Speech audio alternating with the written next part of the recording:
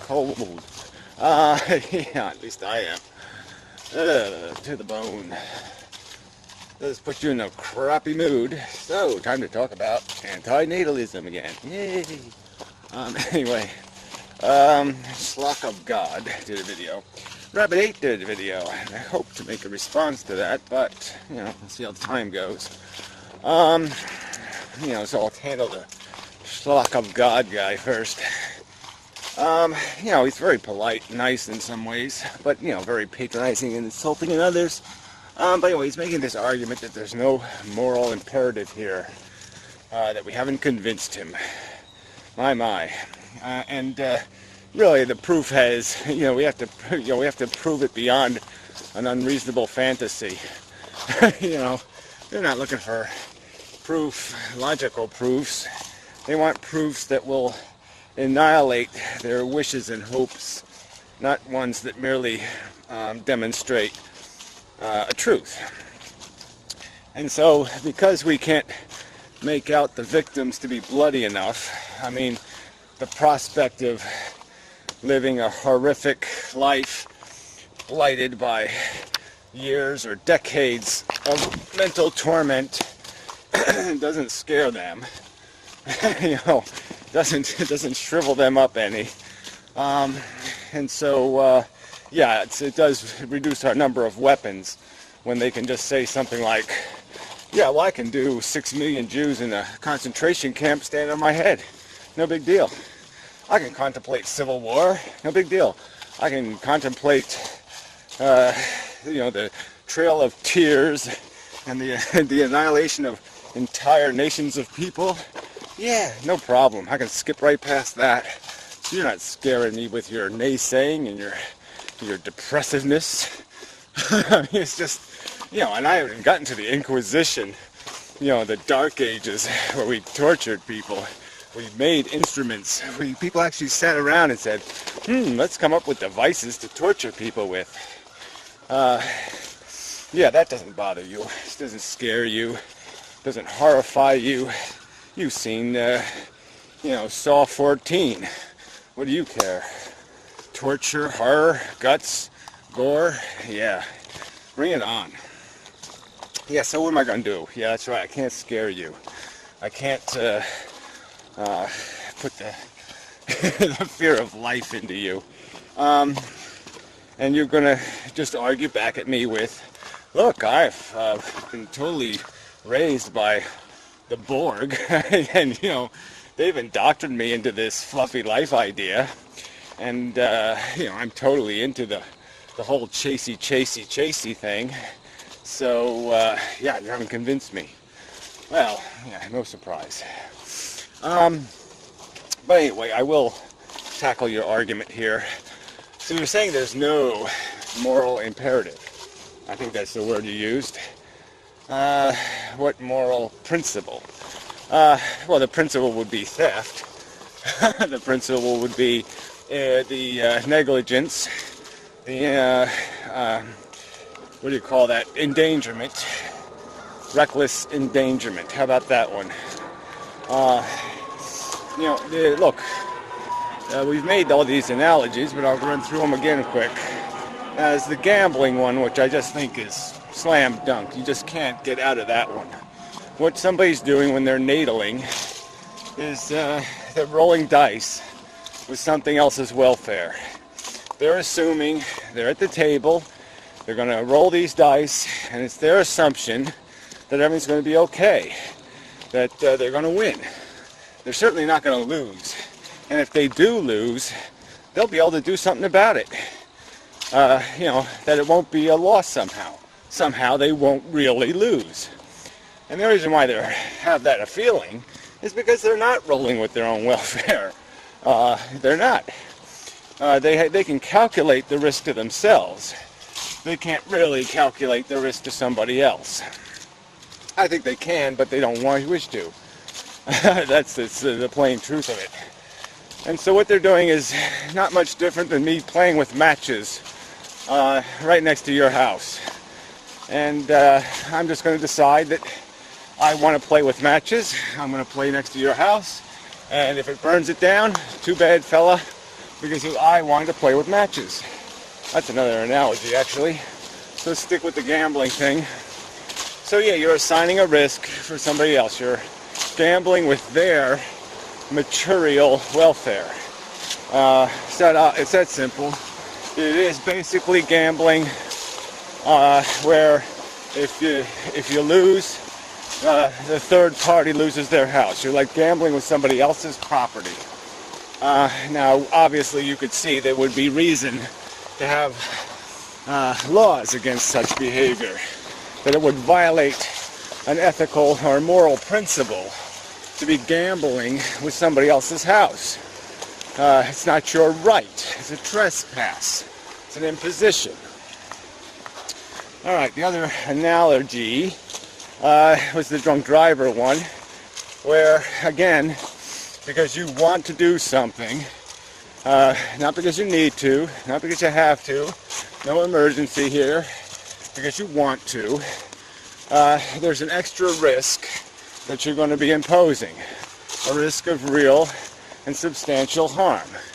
There's also the possibility that you will, the likelihood even, that everything will go fine, you'll get home, and there'll be all smiley faces everywhere. And you'll have a much better time because you were able to drive yourself home and didn't have the inconvenience of having to take a bus or walk or find somebody else to get you home. But we know the risk. The risk is you kill somebody. You take everything, all right? Complete disaster. All right, not a little disaster, a complete disaster. A meltdown. An ethical meltdown, a moral meltdown, where you do something that there's no fixing. There's no compensation. There's no payoff that undoes it. There's nothing. It's a moral catastrophe, period. No reclamation possible. And that's the risk you're taking. For what? For a trivial want. An unnecessary indulgence of a simple-minded, at best, desire. As many concede, a natural desire. Well, guess what? That's hardly good enough. Hardly. So in the third, I'll give you another example. Might be, if you know you have a disease, like AIDS or something. Let's just say there's some worse disease, and you have it. And there's a 1 in 100 chance that you'll pass it on to the person you're going to have sex with. You can understand how that would be morally wrong if you didn't get their consent, if they weren't informed of what they're what's being imposed upon them, and it's just an obligation. You're arguing, well, the people I have sex with are always in a coma, and I can't ask them. Well, that's just too bad. That doesn't change the fact of your obligation. So you're the one who has to have some kind of imperative, some sort of principle of need that can override you having to do the necessary paperwork. You have to have a cause so great that you don't have to go through the bureaucracy, the kindness, the consideration, the ethically correct procedure of getting consent, where you have a guarantee of long-term good, of satisfactory substance to justify the imposition of the harm on a select minority. So then we're almost back to the slavery argument, where, we assign the burden to a minority of the population so the majority can live well. We don't have a right to do that assignment. It may, in fact, even be productive for there to be such an arrangement where all the burden falls on a few and a great many reap the luxury. But even if it was, it's the assignment of the payment that's unfair. You can't draw straws for other people. So I've used that analogy. You can understand how that would be unethical for you to draw straws, get into a game of strawing with somebody else's welfare. So I don't know what else to say. These are metaphors, analogies for the circumstance. You haven't explained how they're not applicable, they're irrelevant, that they don't fit the circumstance. They do. So I don't know what you need in terms of some sort of logical spell it out. You just keep, scoffing at the idea of the necessity of there being consent, of the necessity of the risk being your own rather than somebody else's. You keep trying to evade the fact that a new life is that, a new life. And it's not, you're not qualified by anything to impose it. I mean, some jerk on Rabbit 8's video brought up, well, we allow people to drive cars. Again, everybody's assigning that risk. And we license them. We do everything we can to attempt to make them do it safely. We have speed laws and you only drive on one side of the street, going one way. We put barriers between the traffic. We do lots of things. We require child safety seats. We do lots of things to attempt to minimize the risk. And the reason why we accept any risk is because of the necessity, okay? The fact that much welfare will be enhanced by performing the act. Procreation doesn't serve any necessary enhancement. It doesn't make the world a better place. It doesn't fix anything by itself, inherently.